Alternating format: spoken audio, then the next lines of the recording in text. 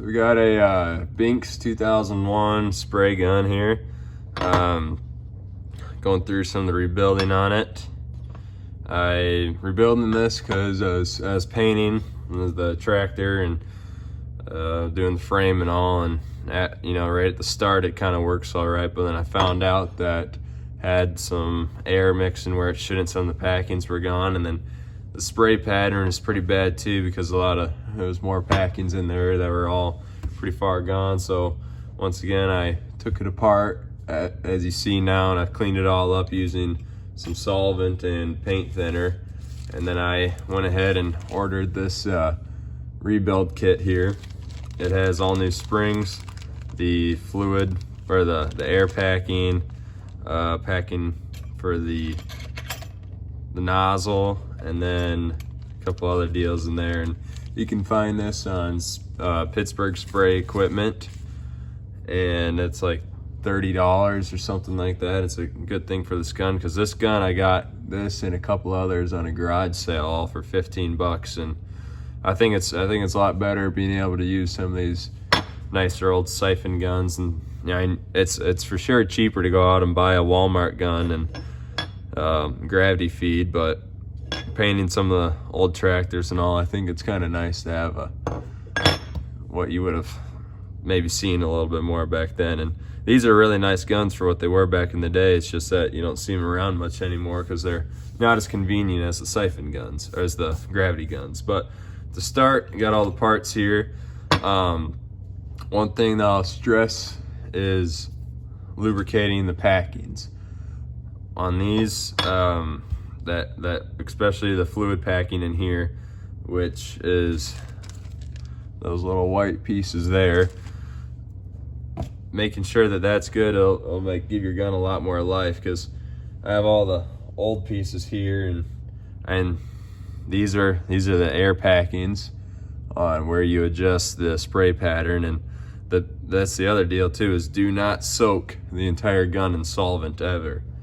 If you want to, when you have just the nozzle like this, you can soak the gun in solvent up to this point, but that packing sits in here, and you don't want that packing going in any solvent, otherwise it'll dry it out and it won't work right.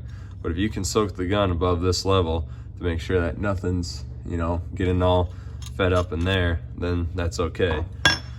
So to start, go ahead and assemble this a little bit. So what I'd like to start off with, just so I can leave this, I'd probably go ahead and put in all the stuff for the spray pattern in there, which you have your needle, and then the bolt that goes in there that holds all the packings and all. And you have 2 cups, and then a larger cup, and oh, that's right, that's in the new kit. So yeah, there's 2 packings in there, so that's everything you should need there. So then it gets assembled. But what I like to do, once again, any moving part, just go ahead and take a little petroleum jelly and just barely coat the surface. Because if you get the jelly anywhere that it shouldn't be, any sort of paint thinner, like I always clean them out with paint thinner to start, that'll take care of any sort of stuff where it shouldn't be. So all moving parts, in my opinion, should have a little bit of lubrication on it. You get your petroleum jelly on it. If you lube up the whole thing just so that the packings can slide on easier. Now the retainers, the concave part of it faces the packings. So the convex goes on like this. I'm doing that backwards. Gonna get this on first.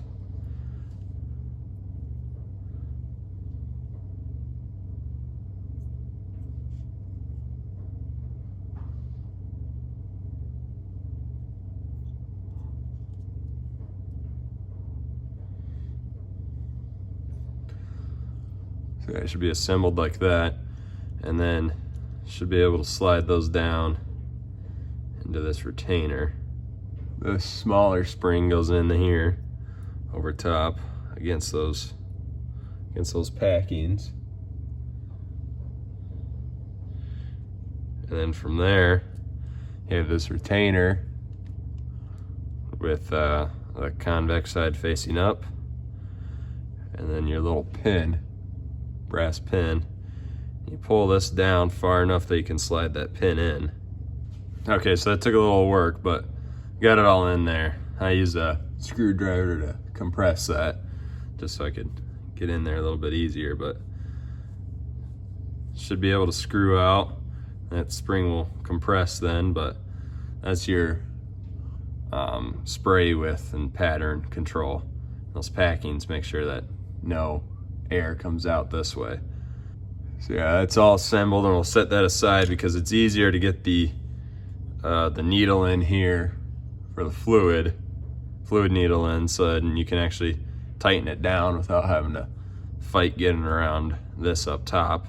So I'll set that to the side for now, and then we'll go ahead and put the needle together. So this needle, there's a little bit more going on. Not really, but you gotta watch out on a few things, because that's where we get into these packings. And these will be a headache if you don't get it set up right, because that's your big thing of keeping any air and paint from mixing ahead of time. So you know, coat all this with another layer of jelly in there. Just make sure it all slides in, and any excess I'll clean up when I'm done, and then, like I said, it'll clean up itself too. But coat that packing a bit.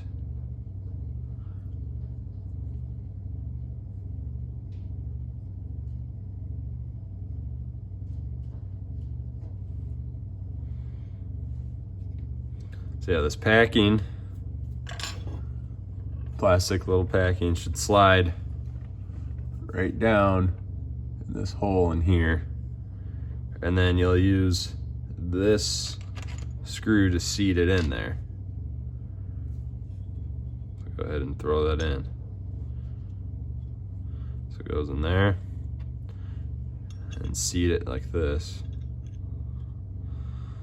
It's barely gonna get it in there for now. No reason to really press it in, because we still need to get the needle and everything set in here. But before we do that, you need the retainer for all the O-rings and everything that go in there. And that, you have the piece itself, and then just the one O-ring, and then a spring and the cap at the end.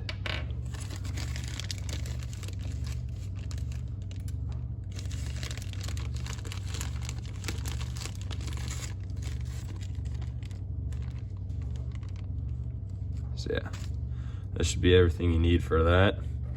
So first off, go ahead and get that O-ring set over top. Should go down on this piece into this groove right here. That'll be good there. And then you can, from there, you can screw this deal in.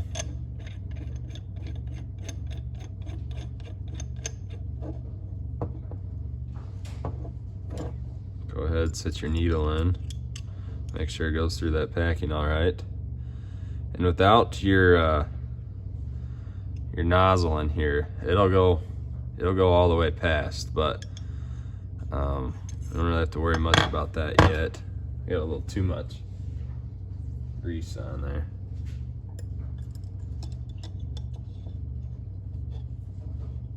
So yeah, it can go freely past there as of right now, but once we get this nozzle put in, then it'll be all right. I just wanted to make sure we could get that packing seated first.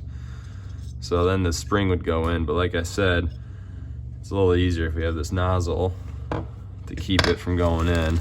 But since that packing went in fine, take the nozzle, and there's one gasket here that goes over that. You can set it in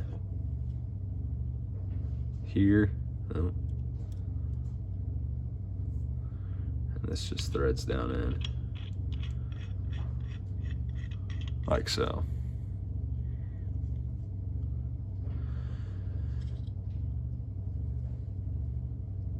And one of the problems you might run into with these is being able to actually tighten that nozzle down. You can't use your normal size wrench. Luckily, the guy I bought this from had this wrench with it. It's a thinner wrench to be able to get around these, but if you have any sort of wrench that can fit in there, it's just fine. It's 5/8, but tighten that down against that seat.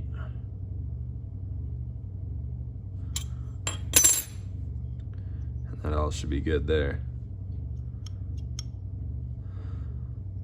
So we can go ahead and put the spring in and the cap on top of it. And all that's gonna do is control how far back this needle can come. So it'll be honestly be quite a ways out once we get that packing tightened down in there. So I guess we might as well go ahead and do that now.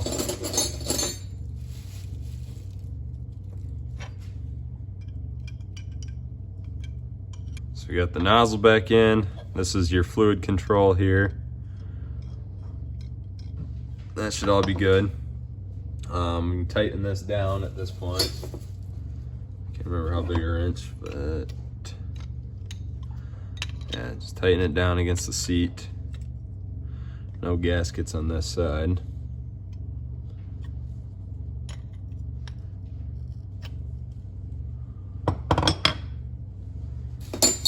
And then we can put our spray pattern control in, like so. So now we have all the needle controls in. You should be able to feel all of them go right up against the seat in these. Yeah, so this is all oiled and good to go. And from there, go and put in our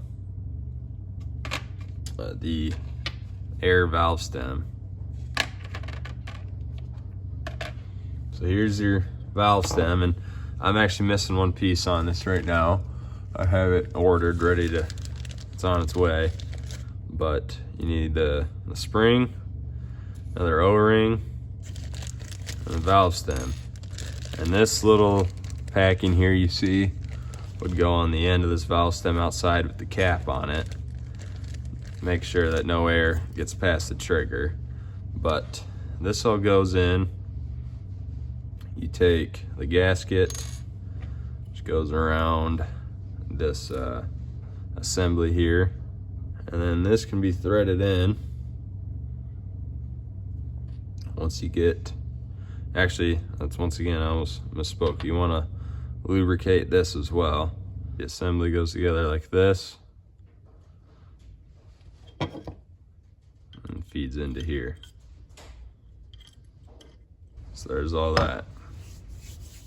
And from there, I'll go ahead and put it on. I'll have to take it off later, but you want, I'll tighten that down.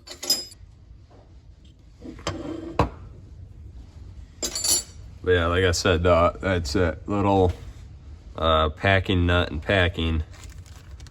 This piece would go right on the end of there. And then yeah, so from here we'll go ahead and put the trigger on, which that's pretty self-explanatory, but we'll still show it anyways, because you also want to make sure that you lubricate this. I've sat there and had this thing squeak enough times. So go ahead, put the trigger on.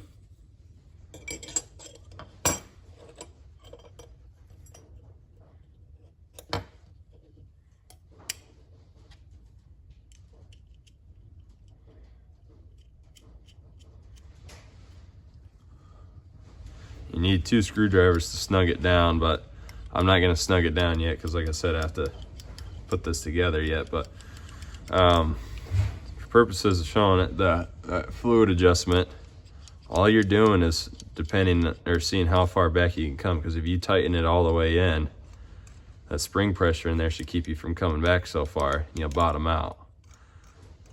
You can go even more yet. So that's all you got there. Not the spring pressure, but it literally puts it out so you can't come back any further on it, but the spring's just for the return. So yeah, so got the whole gun together here, and from this point, be able to check that it all functions right. You don't need, I have the canister here, but make sure that you have that all cleaned up and that this seal here has got some squish to it yet, but I don't show any of that because that's pretty self-explanatory. But like I was saying, you have your spray pattern control and then your fluid control here. You'll be able to tighten that in and loosen it up. And then with the fluid control, can't remember exactly which way, but you'll get a straight pattern out or you'll get more of a fan shape. I got a regulator on there. For these Binks guns, spraying, you don't want anything over 35 PSI. So I have it set up, I think, to drop down to like 30. I like that a little lower in there. I guess it's a little high right now, but so yeah, get it so it doesn't matter what the pressure sits at, but when you actually get onto it, should drop down, and that's at 30, 35 in there, right in between. But your nozzle, like I said, all the way in. If I remember right, that's more straight pattern, and if you bring it out, then it should be more fanned. And I might be wrong in that, but that's how it works. I can't remember until I'm yeah. So out is more of a fan, and in is a straight pattern, which that gets kind of handy for spraying little nooks and crannies. But then with your nozzle here as well, depending on which way you have it, if you have it set up looking down so it's straight up and down like that, the pattern will go out this way. But if you flip it like so, then you'll have an up and down pattern. That's a lot better for spraying panels or anything, but kind of depends on how you need it. Both can be handy. What else with these? Some tips with them.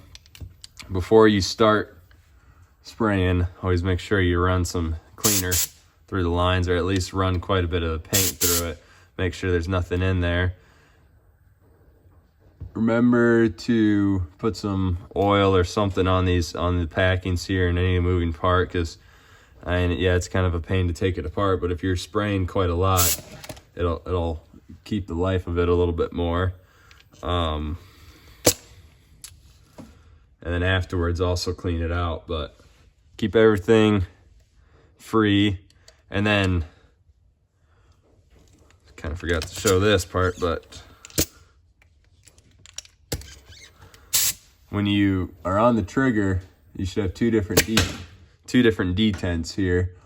The first little bit should be just air, and when you're painting, the best way to paint is to leave that air running all the time so that there's nothing that can get bound up in there. Make sure that things are always flowing out. And then when you pull against it, then you get the fluid start coming from there. And making sure that you do that, like I said, so you don't get stuff built up. This chuck's pretty bad here, but so air and then fluid, but you won't be able to see that. You'll just notice the needle moving there like this. So move it, nothing, and then the needle moves in there. So air, fluid. And yeah, I know it's kind of random and all over the place, but that's about the best that I can do for describing some of the stuff and maybe helping out with a little bit of the rebuild.